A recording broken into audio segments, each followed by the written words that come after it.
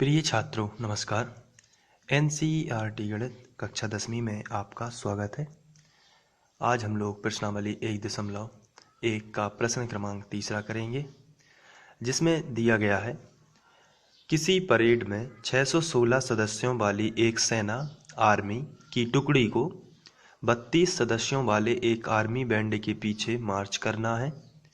दोनों समूहों को समान संख्या वाले स्तंभों में मार्च करना है। उन स्तंभों की अधिकतम संख्या क्या होगी जिसमें वे मार्च कर सकते हैं। तो स्तंभों की अधिकतम संख्या जो है वो 616 और 32 का एचसीएफ होगा, क्योंकि इसमें शब्द आया है अधिकतम, और अधिकतम से आपको याद रखना है एचसीएफ जो होता है उसका मतलब होता है हाईएस्ट कॉमन फैक्टर, और जिसमें हाईएस्ट का मतलब भी होता है अधिकतम। तो यहाँ से आप इसको कर सकते हैं, इसको आप यहाँ पर देख सकते हैं। हमें अधिकतम स्तंभों की संख्या ज्ञात करनी है और इसलिए हमें एचसीएफ ज्ञात करना होगा। अब हमें एचसीएफ क्यों ज्ञात करना होगा? क्योंकि एचसीएफ में एच का मतलब होता है हाईएस्ट, और जो हाईएस्ट है इसका मीनिंग ही होता है अधिकतम। तो जब भी हमें अधिकतम ज्ञात करना हो तो हम एचसीएफ निकालेंगे, और एचसीएफ हमें निकालने की विधि पता है। हम लोगों ने यूक्लिड विभाजन प्रमेय का और यूक्लिड विभाजन एल्गोरिथम को स्टडी किया हुआ है। तो इस तरीके से आप 616 और 32 के जो है एचसीएफ निकालेंगे और वही अधिकतम संख्या होगी। तो हम इस तरीके से इसमें लिखेंगे, इसको हम सॉल्व करना शुरू करते हैं। स्तंभों की अधिकतम संख्या जो है वो 616 और 32 का एचसीएफ होगा। तो आइए हम 616 और 32 का एचसीएफ निकाल लेते हैं। तो एचसीएफ निकालने की विधि में सबसे पहले हम दोनों संख्याओं को ध्यान से देखते हैं और इसमें बड़ी संख्या कौन सी है देख लेते हैं। तो बड़ी संख्या 616 है और छोटी संख्या 32 है। तो हम इस तरीके से इसको लिखेंगे, 616 बड़ी है और 32 छोटी है। तो इसमें हम रफ का इस्तेमाल भी करेंगे और रफ में हम इसका भाग देंगे। तो यहाँ पर 616 और 32 में 616 जो है बड़ी है, तो हम यहाँ पर इसका भाग देंगे। 616 और 32 से भाग दिया जाएगा। अब यहाँ पर देखते हैं कि कितने बार जाएगा। तो 32 एकम 32 ही हो जाएगा। अब यहाँ पर जो बचेगा 29 बचा। इसके बाद ये जो 6 है इसको हम यहाँ पर लिख देते हैं, एक बार फिर से जाएगा।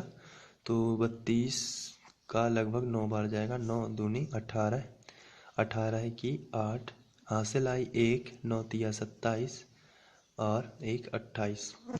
ये इस तरीके से। अब यहाँ पर हम देख लेते हैं कि यहाँ पर बचा कितना। तो यहाँ पर बच जाएगा 8, और इसके बाद ये पहली प्रोसेस हो जाती है। इसे हम यूक्लिड विभाजन प्रमेय का कहते हैं। तो हमें हेडिंग डालनी होगी। इसके बाद हम रफ का बाद में लिखेंगे, यूक्लिड विभाजन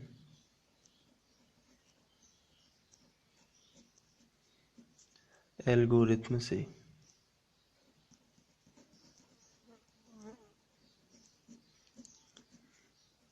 और इसमें जो हमने भाग दिया है तो ये इतनी प्रोसेस जो हम लगाएंगे उसे प्रमेय का कहते हैं, लेकिन प्रमेय का के क्रमबद्ध चरण को हम एल्गोरिथम बोलते हैं। तो यहाँ पर जो बीच में संख्या लिखी हुई है उसको सबसे पहले आप लिखोगे यहाँ पर 616, और इसके बाद जो भाजक है उसका गुणा भागफल में करोगे तो ये आएगा 32 गुणा 19, और प्लस कर दोगे शेषफल। प्लस में आपको ध्यान रखना है शेषफल।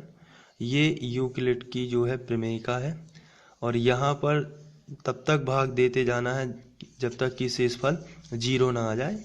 यहाँ शेषफल 0 नहीं आया है तो हम यहाँ पर लिखेंगे शेषफल जो है वो बराबर नहीं है 0 के।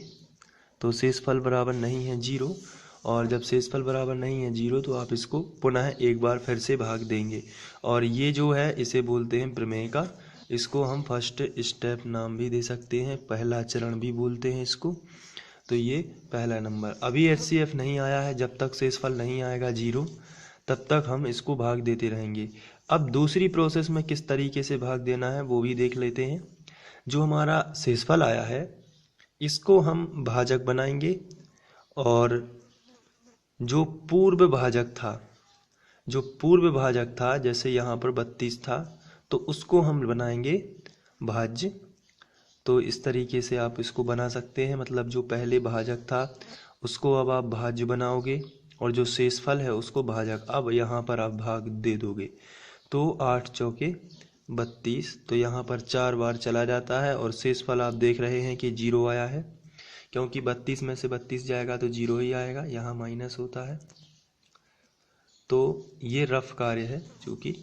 अब यहाँ पर हम सेकंड जो चरण हमारा दूसरे नंबर का बना हुआ है, यहाँ पर आप लिखोगे बीच वाली संख्या पहले लिखना है। जैसे यहाँ पर बीच वाली संख्या 616 हमने पहले लिखी थी, ठीक उसी प्रकार हमें बीच वाली संख्या, अब इतनी प्रोसेस में बीच वाली संख्या जो है वो 32 है, तो आप 32 पहले लिखोगे और इसके बाद जो पहली संख्या इसका गुणा आखिरी वाली संख्या में, यानी 8 गुणित 4 और प्लस में शेषफल आता है। जैसे यहाँ हुआ था पहली संख्या का गुणा आखिरी वाली संख्या, इसका मतलब ये होता है कि भाजक का गुणा भागफल में प्लस शेषफल, और ये भाज्य के बराबर होता है।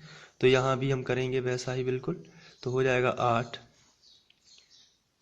गुणित 4 और प्लस में आएगा 0, ये शेषफल है। अब यहाँ पर आप देख सकते हो कि शेषफल आ गया है 0, तो जब शेषफल हम लिखेंगे शेषफल बराबर 0, जब भी शेषफल 0 आ जाता है तो ऐसी स्थिति में हमारी भाग क्रिया में जो भाजक होता है वही उन दोनों संख्याओं का HCF होता है। तो 616 और 32 का HCF कितना होगा 8, क्योंकि यहाँ पर शेषफल क्या आ गया है 0। तो आपको लिखना है अतः 616 और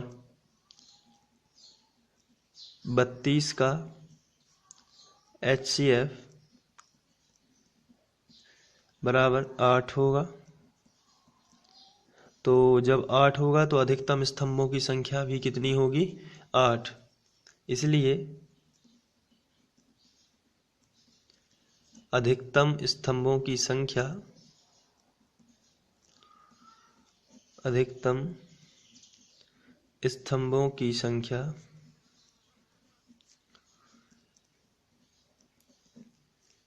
8 होगी। तो यहाँ पर अधिकतम स्तंभ जो हैं वो 8 बनेंगे और उसमें सेना मार्च करेगी। तो ये था तीसरा क्वेश्चन, और इसमें आपको ये समझ में आ गया होगा। और इस क्वेश्चन की यदि आपको नोट्स बनाना है तो नीचे डिस्क्रिप्शन में आपको लिंक दी हुई है, वहाँ जाके आप इसके नोट्स बना सकते हैं और इसको लिख सकते हैं। और लिंक पर जाकर या फिर आप साइट पर जाकर भी इसको लिख सकते हैं। हमारी साइट का नाम है mpstudy.com।